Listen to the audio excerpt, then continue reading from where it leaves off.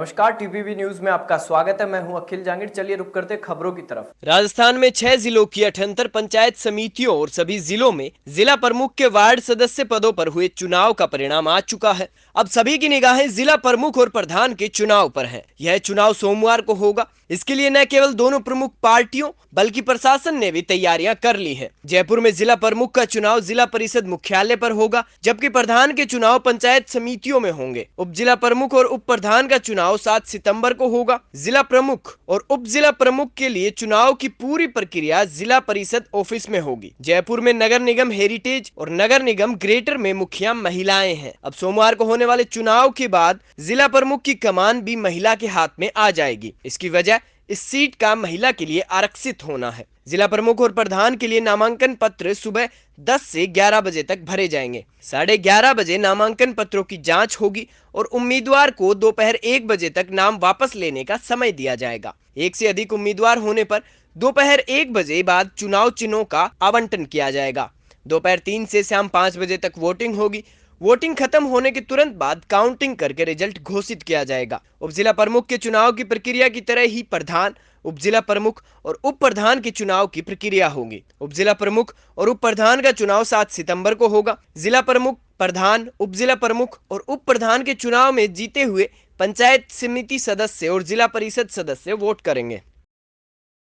राजस्थान के 6 जिलों में पंचायत समिति और जिला परिषद के चुनाव परिणाम घोषित हो गए। जयपुर, जोधपुर, भरतपुर, दौसा, सवाई माधोपुर और सिरोही में 3 चरणों में मतदान हुआ। चुनाव में सत्तारूढ़ पार्टी कांग्रेस को भाजपा ने कड़ी टक्कर दी है। राजस्थान के पूर्व उप मुख्यमंत्री सचिन पायलट के प्रभाव वाले क्षेत्र को छोड़कर बाकी इलाकों में कांग्रेस का संघर्ष नजर आ रहा है। जिला परिषद चुनाव में बीजेपी और कांग्रेस में टक्कर रही तो पंचायत समिति के चुनाव में कांग्रेस बीजेपी से बहुत ज्यादा आगे रही। इस बार परिणाम चौंकाने वाले इसलिए हैं क्योंकि हर जगह बड़ी संख्या में निर्दलीयों ने दोनों पार्टी के समीकरण बिगाड़ दिए हैं। निर्दलीय कई जिलों में अहम भूमिका में रहे।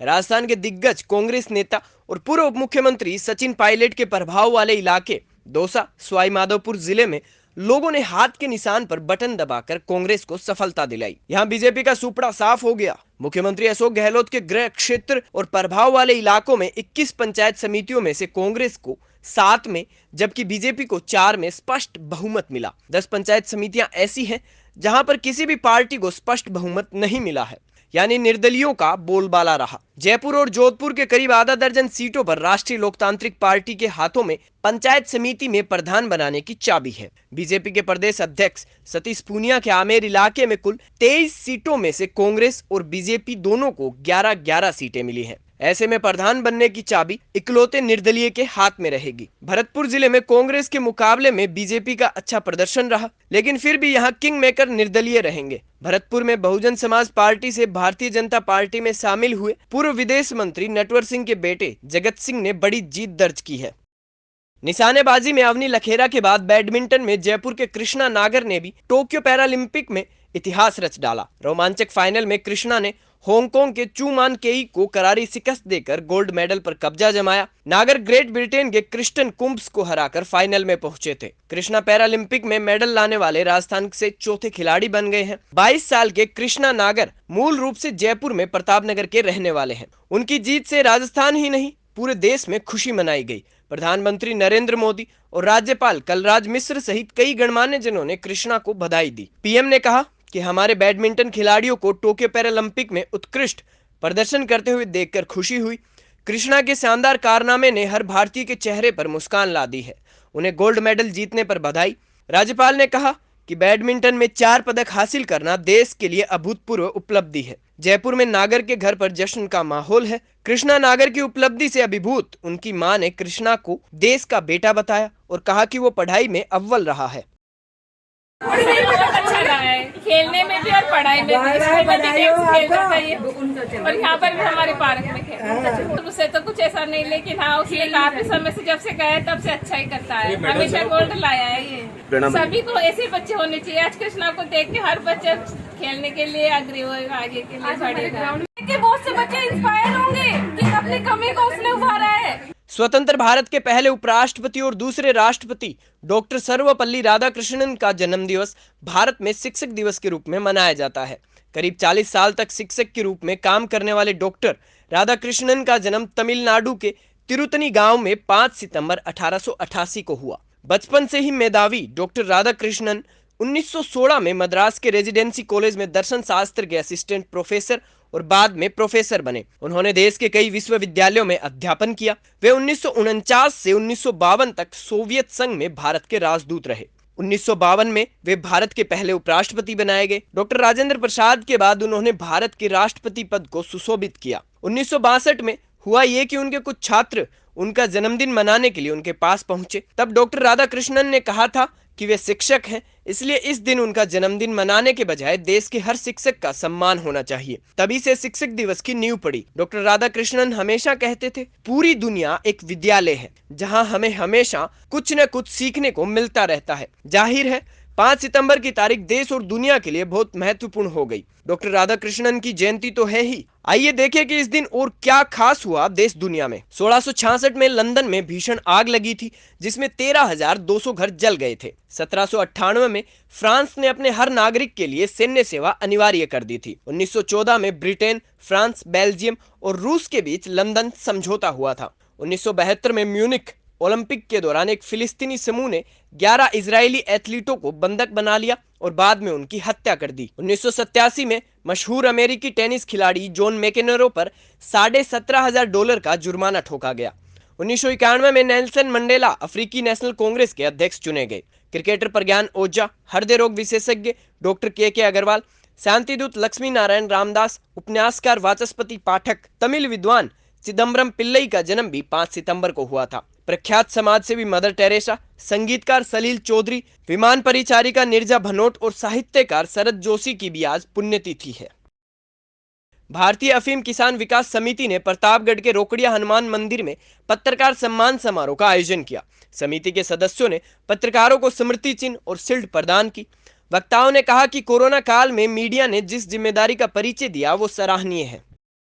नागौर में जिला कलेक्टर डॉक्टर जितेंद्र कुमार सोनी ने शिक्षक दिवस पर अनूठी पहल की है। उन्होंने हर उपखंड से सेवानिवृत्त बुजुर्ग 28 शिक्षकों को सम्मानित किया। इन सभी वरिष्ठ गुरुओं के घर जाकर जिला प्रशासन प्रतिनिधियों ने उनका श्रीफल, शॉल और प्रशस्ति पत्र देकर अभिनंदन किया। आज शिक्षक दिवस के मौके पर आदरणीय श्रीमान जिला कलेक्टर डॉक्टर जितेंद्र कुमार जी सोनी की सोच थी कि शिक्षक दिवस के दिन जो वयोवृद्ध वरिष्ठ हमारे जो शिक्षक हैं जिन्होंने समाज में और शिक्षा के जगत में अपनी सेवाएं दी हों और सामाजिक कार्य करे हों, उनको उनके घर पे जाके सम्मानित करा जाए। उसी क्रम में आज डिडवाना में श्री गुलाब खान जी इनके निवास स्थान पर इनको आके इनको सम्मानित किया गया, इनका आभार व्यक्त किया गया। बूंदी में मानव सेवा समिति ने डॉक्टर सर्वपल्ली राधाकृष्णन को पुष्पांजलि अर्पित की। समिति के प्रदेश अध्यक्ष ने कहा कि डॉक्टर राधाकृष्णन का नाम भारतीय इतिहास में स्वर्ण अक्षरों में लिखा गया है और डॉक्टर सर्वपल्ली राधाकृष्णन दर्शन शास्त्र के विद्वान और प्रसिद्ध शिक्षक थे। इस अवसर पर बूंदी में भाजपा महिला मोर्चा ने वार्ड नंबर 10 में रहने वाली रिटायर्ड शिक्षिका गीता सोनगरा का सम्मान किया। गीता सोनगरा ने आमजन को संदेश दिया कि वो अपने बच्चों को आवश्यक रूप से शिक्षा दिलाएं ताकि वे जीवन में अच्छा मुकाम हासिल कर सकें। इस मौके पर मोर्चे के जिलाध्यक्ष, उपाध्यक्ष और सोशल मीडिया प्रभारी सहित कई भाजपा नेता उपस्थित रहे। नागौर जिले में लॉयंस क्लब कुचामन फोर्ट ने शिक्षक दिवस पर प्रतापनगर कच्ची बस्ती स्कूल के शिक्षक राम कुमार का सम्मान किया। क्लब के अध्यक्ष, संस्थापक, संरक्षक और सचिव ने बस्ती के बच्चों में शिक्षा के प्रति अलग जगाने वाले शिक्षक राम कुमार का दुपट्टा उठाकर सम्मान पत्र और स्मृति चिन्ह भेंट किया। लॉयंस के वक्ताओं ने कहा कि शिक्षक के मार्गदर्शन बिना जीवन में आगे बढ़ना असंभव है। शिक्षक हमेशा अपने शिष्यों को अंधेरे से उजाले की ओर ले जाने की राह दिखाते हैं। भाजपा के वरिष्ठ नेता और पूर्व प्रदेश अध्यक्ष ओम माथुर का आज जयपुर में मालवीय नगर के पाथेय भवन में सम्मान किया गया। यह सम्मान राजस्थान ग्रामीण बैंक ऑफिसर्स ऑर्गेनाइजेशन, ग्रामीण बैंक एम्प्लॉइज यूनियन और बड़ौदा राजस्थान क्षेत्रीय ग्रामीण बैंक की अजमेर इकाई ने किया। सभी ने चतुर्थ वेतन आयोग मामले में ओम माथुर की भूमिका की सराहना की। ओम माथुर अभी राजस्थान से राज्यसभा सांसद है और फिलहाल उत्तर प्रदेश के पार्टी प्रभारी हैं। ओम माथुर को राजस्थान में लोकप्रिय भाजपा नेता के तौर पर जाना जाता है। ये इन लोगों की वाजिब मांग थी। हमारे यहाँ जो ग्रामीण बैंक थे, जब ग्रामीण बैंकों का अपने पेरेंट्स बैंक में मर्ज हुआ, बाकी सब ने सारी चीज़ें लागू कर दी। सिर्फ बैंक ऑफ बड़ौदा ऐसा था जो ये उन्होंने सारी ना वेतन आयोग लागू किया, ना पेंशन लागू की। तो लगभग 30-34 वर्षों से ये लोग लड़ रहे थे। सौभाग्य से रामेश जी उनको लेके मेरे पास आए। तो मैंने जब मंत्री जी को, राज्य मंत्री जिनके जिनमें काम था, इनको बुलाया और मैं सीधा आदेश दिया और उन्होंने भी व्यवहारिक माना कि जब सबकी हुई तो इनकी कैसे रोक सकते हैं। अच्छा हुआ, इनकी सबकी मेहनत है, काफ़ी समय से 50 चक्कर लगा चुके थे। बढ़िया है, इनको सारा मेरे ख्याल से हज़ारों लोगों को इसका फायदा 1300 लोगों को सीधा फायदा होगा। श्री राष्ट्रीय राजपूत करणी सेना के कार्यकारी प्रदेश अध्यक्ष नियुक्त होने के बाद पहली बार जयपुर आए मनोहर सिंह घोरीवारा का जयपुर में कालवार रोड के गोविंदपुरा में स्वागत किया गया। स्वागत समारोह में राजपूत समाज के कई लोग मौजूद रहे। जयपुर राजपूत करणी सेना के पदाधिकारियों ने घोरीवारा सहित सभी अतिथियों का माला पहनाकर स्वागत किया। कार्यक्रम में करणी राजपूत सेना के राष्ट्रीय अध्यक्ष सुखदेव सिंह गोगामेडी ने भी शिरकत की। उदयपुर जिले के डभोक मावली स्टेट हाईवे पर अवैध टोल नाकों से आमजन परेशान है। इनको हटाने की मांग पर सरपंच संघ, बार एसोसिएशन, व्यापार मंडल, किंग सेना संगठन, टैक्सी यूनियन और सामाजिक और राजनीतिक संगठनों के प्रतिनिधियों ने धरना प्रदर्शन कर विरोध जताया। इनका कहना है कि सीमेंट फैक्ट्री मुख्य टोल के अलावा RSRDC ने 2 और टोल नाके स्थापित कर रखे हैं। अब RSRDC के अधिकारी ने उच्चाधिकारियों से दोनों अवैध नाके हटाने की सिफारिश की है। जहाँ आम जनता की कोई भी समस्या होगी, किंग सेना संगठन आम जनता के साथ खड़ा होगा। अच्छी सड़कें हमारा मौलिक अधिकार है, अनुच्छेद 21 के तहत आता है और इस टोल टैक्स पर हमने देखा है कि इस रोड की हालत क्या है, तो इसके लिए हम जनता के साथ हैं और किंग सेना हमेशा जनता की भलाई के लिए खड़ा है। बहुत ही खुशी की बात है कि राजनीतिक विचारधारा से ऊपर उठकर आज एक जन आंदोलन और जन धरने के रूप में आज भारतीय जनता पार्टी और कांग्रेस पार्टी के जितने जनप्रतिनिधि है, जिनको इस क्षेत्र की फिक्र है, जिनको यहाँ लोगों की समस्या पता है, उसके लिए सब लोग यहाँ आए हैं और धरने पे बैठे हैं। हमारी प्रमुख मांग यह है कि यहाँ पे 2 किलोमीटर के दायरे में 3 टोल टैक्स लगे हुए हैं। सबसे पहले तो टोल एक ही रहना चाहिए, जो अनधिकृत 2 टोल है उसको हटाया जाए। दूसरा, यहाँ के जो लोकल लोग हैं उनकी गाड़ियाँ फ्री की जाए। प्लस गुणी माता पंचायत इसके अंदर ये टोल आता है और आगे की पंचायत है नांदवेल पंचायत में सबसे ज़्यादा इस क्षेत्र के लोग जो गाड़ी घोड़े वाले हैं, वो लोग उनकी गाड़ियाँ बाहर चलकर गाड़ी खड़ी करने के लिए अपने गांव आते हैं। क्यों आज तो एक चेतावनी मीटिंग रखी है। लोगों की पूरे क्षेत्र की एक समस्या है, टोल नाके वाले बेतमीज से बात करके 2 एक्स्ट्रा टोल नाके लगा। संविधान में नियम में कही है कि एक टोल पे 1 चौकी होती है, वहाँ मैन होती है, उसके अलावा एक्स्ट्रा लगाना कोई टोल नाके पर कोई जब टेंडर होता है, जब प्रावधान में भी नहीं। इस टोल नाके वाले ज़बरदस्ती 2 टोल एक्स्ट्रा लगा रखे हैं। लोगों की जन समस्या हमेशा झगड़े होते हैं। इसमें 20 किलोमीटर जो लोकल लोग होते हैं उनका टोल नहीं लगता। ये RSRDC का प्रशासन और टोल टैक्स से निवेदन करते हैं, हमारी जो उचित मांगे हैं उनको मांगा जाए। दूसरा, यहाँ कैंडिडेट जो भी हर साल जो ठेकेदार आता है उनसे भी निवेदन करते हैं, आप 60% लोगों को प्राथमिकता दें, 60 मतलब सर्विस के लिए।